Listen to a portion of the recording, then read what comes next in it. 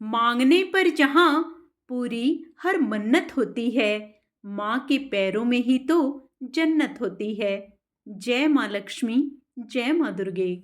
आप सभी का मेरे YouTube चैनल भक्ति सागर में पुनः स्वागत है। आज का अपना वीडियो शुरू करने से पहले आप सभी से विनम्र प्रार्थना है, सभी आध्यात्मिक जानकारियाँ प्राप्त करने के लिए वे लगातार हमसे यूं ही जुड़े रहने के लिए कृपया मेरे चैनल को सब्सक्राइब अवश्य करें।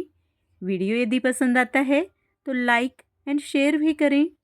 पुनः मन में माँ भगवती का ध्यान करते हुए एकाग्रचित मन से आइए आगे का अध्याय स्वर्ण करते हैं। सूत जी बोले, तदंतर उन दोनों वीरों को देखकर सर्वशास्त्रवेत्ता ब्रह्मा जी शाम, दाम, भेद आदि नीतियों के माध्यम से युद्ध की समाप्ति के उपायों को सोचने लगे। इनके वास्तविक बल का मुझे कोई ज्ञान नहीं है। नीति के अनुसार जिसके बल की जानकारी ना हो उसके साथ युद्ध करना कदापि उचित नहीं होता।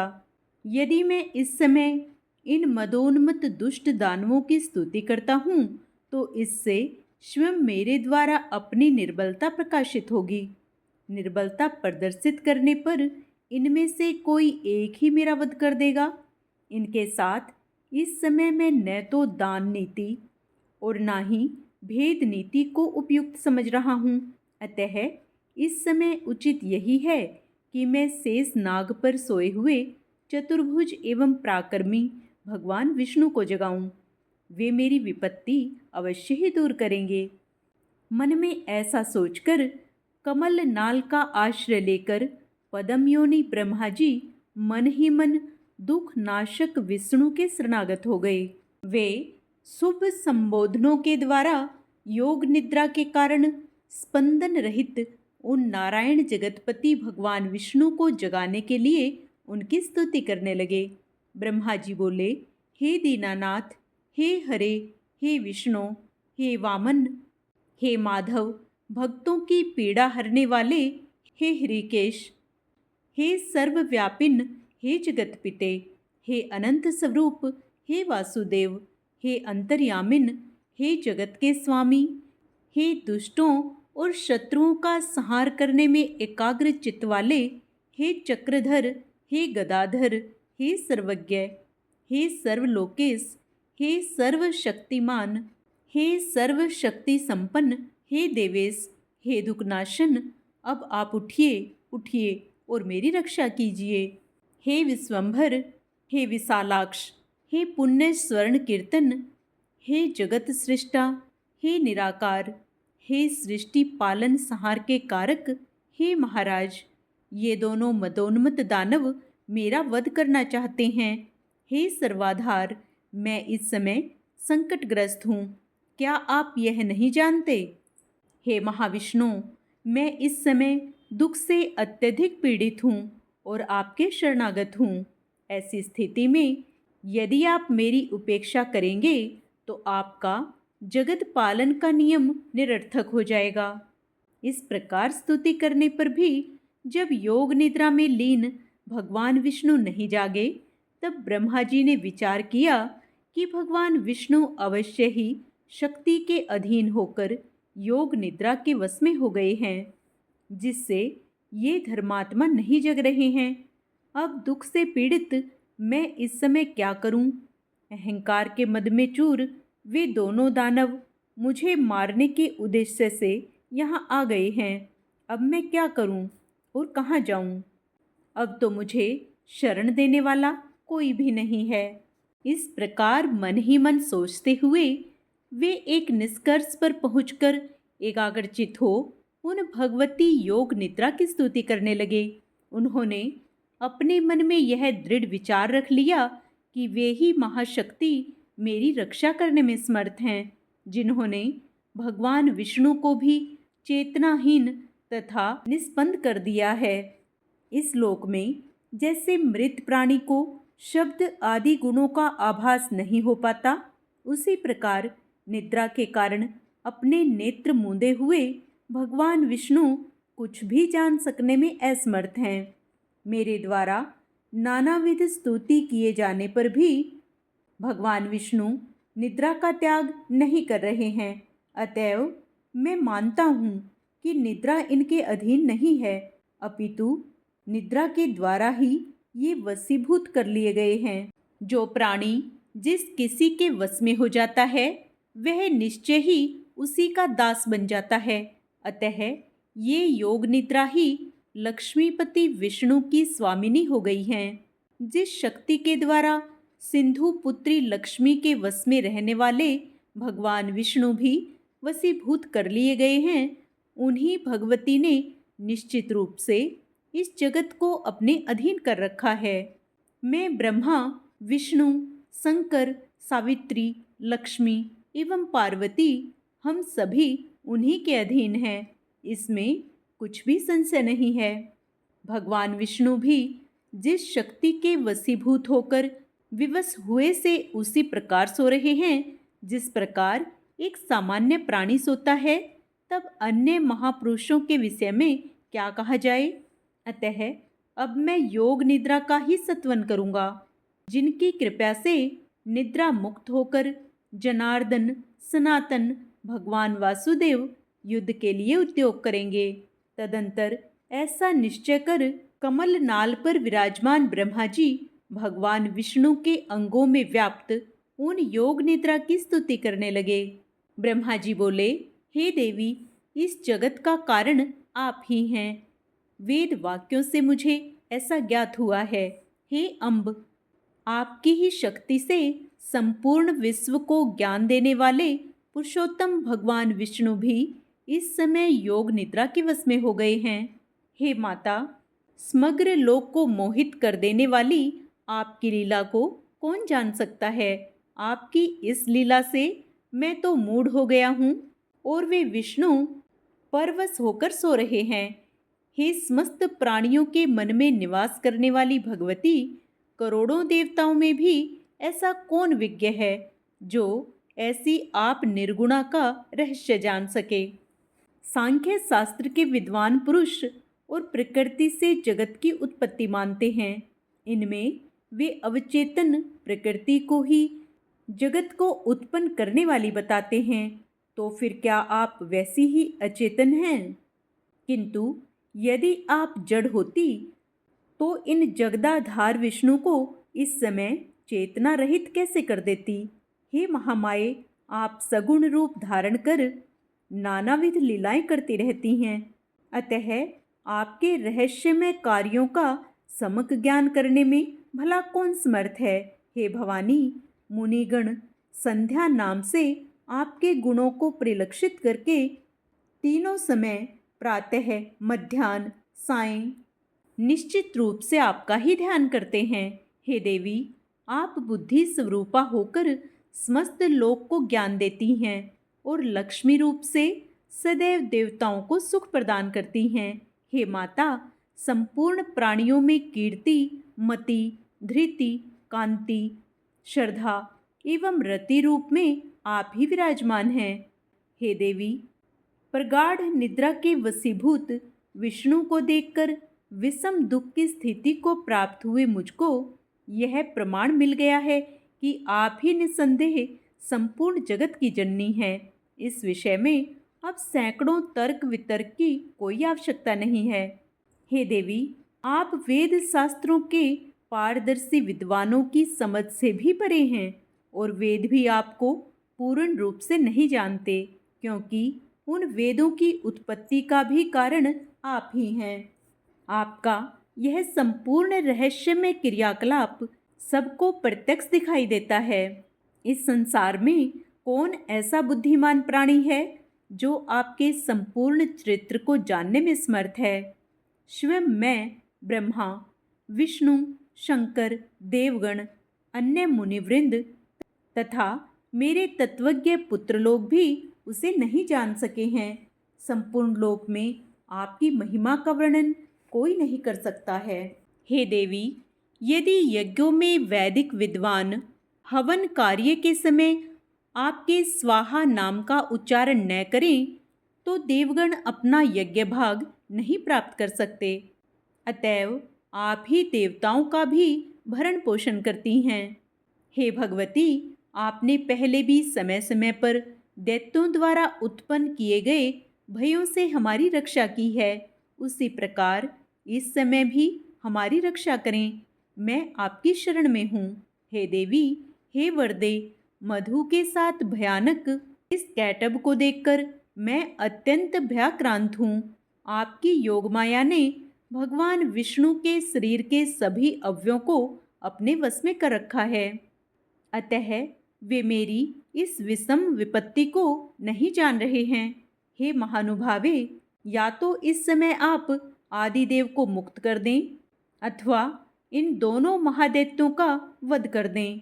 इनमें से आपको जो उचित जान पड़े वह कीजिए। हे देवी, जो मंदबुद्धि प्राणी आपकी विशिष्ट महिमा को नहीं जानते, वे ही विष्णु तथा शंकर आदि की आराधना करते हैं। हे जननी, आज प्रत्यक्ष प्रमाण के रूप में मैं आपकी महिमा देख रहा हूँ कि भगवान विष्णु भी प्रगाढ़ निद्रा के वशीभूत होकर सो रहे हैं। आपकी शक्ति के वश में पड़े अपने पति भगवान विष्णु को इस समय सिंधु सुता लक्ष्मी भी नहीं जगा सकती, क्योंकि हे भगवती, मुझे ऐसा प्रतीत होता है कि आपने ही बलपूर्वक लक्ष्मी को भी शयन करने के लिए विवश कर दिया है, जिससे वे भी नहीं जग रही हैं। हे देवी, इस संसार में वे ही प्राणी धन्य हैं जो आपके चरणों में भक्ति भाव रखते हैं, अन्य देवताओं की उपासना त्याग कर आपके ध्यान में लीन रहते हैं और आपको ही संपूर्ण कामनाएं पूर्ण करने वाली कामधेनु तथा समस्त लोक की जननी मानकर आपका भजन करते हैं। बुद्धि, कांति, यश, शुभ वृत्ति आदि गुण इस समय भगवान विष्णु का परित्याग कर कहाँ चले गए? हे भगवती, अतिशय मान वाली आपकी ही शक्ति से ये भगवान विष्णु इस समय निद्रा के वशवर्ती हो गए हैं। अखिल प्रभाव वाली आप ही जगत की एकमात्र शक्ति हैं और आपके द्वारा रचा गया सब कुछ आपकी लीला ही है। जैसे कोई नट अपने ही द्वारा निर्मित नाट्य में अभिनय करता है, उसी प्रकार आप भी अपने ही द्वारा निर्मित मोह जाल में नानाविध लीलाएं करती रहती हैं। युग के आरंभ में आपने सर्वप्रथम विष्णु का सृजन किया, सबके पालन के लिए उन्हें निर्मल शक्ति प्रदान की और इस प्रकार समस्त जगत की रक्षा की। उन्हीं भगवान विष्णु को निद्राभिभूत कर आपने इस समय सुला दिया है। हे अम्ब, आपको जो उचित जान पड़ता है आप निश्चित रूप से वही किया करती हैं। हे भगवती, यदि आप मेरी सृष्टि करके मुझे नष्ट कर देने की इच्छा नहीं रखती हैं, तो अपना यह मौन त्याग कर मेरे ऊपर दया कीजिए। हे भवानी, आपने काल रूप इन दोनों दानवों को किस लिए उत्पन्न किया है? कहीं आपने मेरे उपहास के लिए तो ऐसा नहीं किया है। हे भवानी, अब मुझे आपके अद्भुत चरित्र का ज्ञान हो गया। समस्त जगत की रचना करके आप उसी में स्वेच्छा से विहार करती हैं और पुनः उसे अपने में जैसे समाहित कर लेती हैं, उसी प्रकार मुझे नष्ट कर देना चाहती हैं, तो इसमें कोई विचित्र बात नहीं है। हे माता, यदि आप यही चाहती हैं तो मेरा वध कर दीजिए। हे जगदम्बे, मुझे मरण जनित दुख की लेस मात्र भी चिंता नहीं है। हाँ, आपको यह महान कलंक अवश्य लगेगा कि आपने जिसे सर्वप्रथम सृष्टिकर्ता बनाया उसे दैत्य ने मार डाला। हे देवी, अब आप उठिए और अपना अद्भुत रूप धारण कीजिए। हे बाल लीलाकारिणी, आप अपनी इच्छा अनुसार चाहे मुझे मार दें अथवा इन दोनों दैत्यों को मार दें या तो भगवान विष्णु को जगा दें, जिससे वे इन दोनों का वध कर दें। यह सारा काम करने में आप ही समर्थ हैं। सूत जी बोले, ब्रह्मा जी द्वारा इस प्रकार स्तुति किए जाने पर विष्णु के शरीर से निकलकर तामसी देवी उनके समीप खड़ी हो गई। तदंतर अतुलित तेज वाले विष्णु के समस्त अंगों को छोड़कर योग निद्रा उन दोनों का संहार करने के लिए बाहर निकल आई। योग माया के प्रभाव से मुक्त हुए वे जनार्दन जब चेतना युक्त शरीर वाले हुए, तब उन विष्णु को देखकर ब्रह्मा जी को परम प्रसन्नता हुई। ऋषिगण बोले, हे महाभाग, हमें इस कथानक में महान अद्भुत संशय है। हे महामते, वेदों, शास्त्रों, पुराणों तथा बुद्धिमान लोगों की सदा ये अवधारणा रही है कि ब्रह्मा, विष्णु तथा शंभु ये तीनों देवता सनातन हैं और इस ब्रह्मांड में इनसे बढ़कर अन्य कोई नहीं है। ब्रह्मा जगत का सृजन करते हैं, विष्णु पालन करते हैं और शंकर प्रलय काल में संहार करते हैं। ये तीनों ही इसमें कारण हैं। ब्रह्मा, विष्णु और महेश ये तीनों देवता एक ही मूर्ति के तीन स्वरूप हैं। ये लोग कर्मशः रज, सत्व और तम गुणों से युक्त होकर अपना अपना कार्य करते हैं। उन तीनों में माधव, पुरुषोत्तम, आदिदेव जगन्नाथ, श्री हरि श्रेष्ठ हैं और वे सभी कार्य संपादित करने में समर्थ हैं। अनुपम तेज वाले विष्णु से बढ़कर सर्वसमर्थ अन्य कोई भी नहीं है। उन जगतपति विष्णु को योग माया ने विवश करके भला कैसे सुला दिया? उस समय उन विष्णु की चेतना कहाँ चली गई और उनके जीवन की चेष्टा कहाँ लुप्त हो गई? हे महाभाग, यह महान संदेह उपस्थित है। आप इस विषय में यथोचित बताने की कृपा करें। जिस शक्ति के विषय में आप पहले बता चुके हैं कि उसने भगवान विष्णु को भी पराभूत कर दिया था, वह कौन सी शक्ति है? वह शक्ति कहाँ से उदित हुई? शक्ति संपन्न कैसे हुई तथा उसका स्वरूप क्या है? हे सुवर्त, यह सब हमें स्पष्ट रूप से बतलाइए। जो विष्णु हैं वे तो सबके ईश्वर, वासुदेव, जगत के गुरु, परमात्मा, परम आनंद स्वरूप तथा सच्चिदानंद की साक्षात मूर्ति हैं। सब कुछ करने में समर्थ, सबका पालन करने वाले, सभी चराचर का सृजन करने वाले, रजोगुण से रहित, सर्वव्यापी और पवित्र हैं। वे प्रातपर विष्णु निद्रा की परतंत्रता में कैसे आबद्ध हो गए? हे परंतप, हमें इस प्रकार का आश्चर्यजनक संदेह है। हे सूत जी, हे व्यास शिष्य, हे महामते, आप अपने ज्ञान रूपी खड्ग से हमारे इस संदेह को नष्ट कर दीजिए। सूत जी बोले, हे मुनिजन, इस चराचर जगत में कौन ऐसा है जो इस शंका का समाधान कर सके? जबकि ब्रह्मा के पुत्र सनकादि मुनि तथा नारद, कपिल आदि भी इस विषय में मोहित हो जाते हैं। हे मुनि श्रेष्ठ, हे महाभाग, तब इस जटिल समस्या के समाधान में मैं क्या कहूँ? देवताओं में भगवान विष्णु ही सर्वव्यापी एवं सभी भूतों के रक्षक कहे गए हैं। उन्हीं से इस चराचर समस्त विराट संसार की सृष्टि हुई है। वे सभी देवता प्रातपर परमात्मा को नमस्कार करके नारायण, हरिकेश, वासुदेव, जनार्दन रूप में उनकी उपासना करते हैं। कुछ लोग महादेव, शंकर, शशि शेखर, त्रिनेत्र, शूलपाणी और वृषभ ध्वज के रूप में उन्हीं की उपासना करते हैं। सभी वेदों में भी त्र्यंबकम, कैलाशवासी, सर्वशक्ति समन्वित, भूत गणों से सेवित आदि नामों से उनका गुणगान किया जाता है। हे महाभागो, वैदिक विद्वान लोग सूर्य आदि नामों से भी नित्य, प्रातः, सायं एवं मध्यकाल में संध्या करते समय विविध प्रकार की स्तुतियों से उन्हीं की प्रार्थना करते हैं। हे महाभागो, वैदिक विद्वान लोग सभी वेदों में सूर्य उपासना श्रेष्ठ कही गई है तथा उन महात्मा का नाम परमात्मा कहा गया है। वेदों में सर्वत्र वेदज्ञों द्वारा अग्निदेव की स्तुति की गई है। वहाँ त्रिलोकेश इंद्र, वरुण तथा अन्यान्य देवताओं की भी स्तुति की गई है। जिस प्रकार गंगा अनेक धाराओं में विद्यमान रहकर प्रवाहित होती है, उसी प्रकार महर्षियों द्वारा भगवान विष्णु सभी देवताओं में विद्यमान बताए गए हैं। आज का अध्याय संपूर्ण होता है। आगे का अध्याय हम अपने कल के वीडियो में करेंगे। पूर्ण पुण्य लाभ प्राप्त करने के लिए आप उसे भी अवश्य स्मरण करें। जय माता दी। आइए अब माँ दुर्गा को प्रसन्न करने के लिए माँ दुर्गा की आरती करते हैं। अम्बे तू है जगदम्बे काली, जय दुर्गे खप्पर वाली, तेरे ही गुण गावे भारती।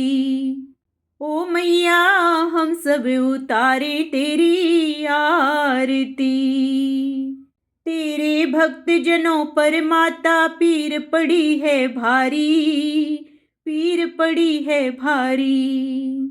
दानव दल पर टूट पड़ो माँ करके सिंह सवारी, माँ करके सिंह सवारी। सौ सिंहों से भी बलशाली है अष्टभुजाओं वाली, दुष्टों को तू ही ललकारती। ओ मैया हम सब उतारे तेरी आरती। माँ और बेटे का इस जग में बड़ा ही निर्मल नाता, बड़ा ही निर्मल नाता।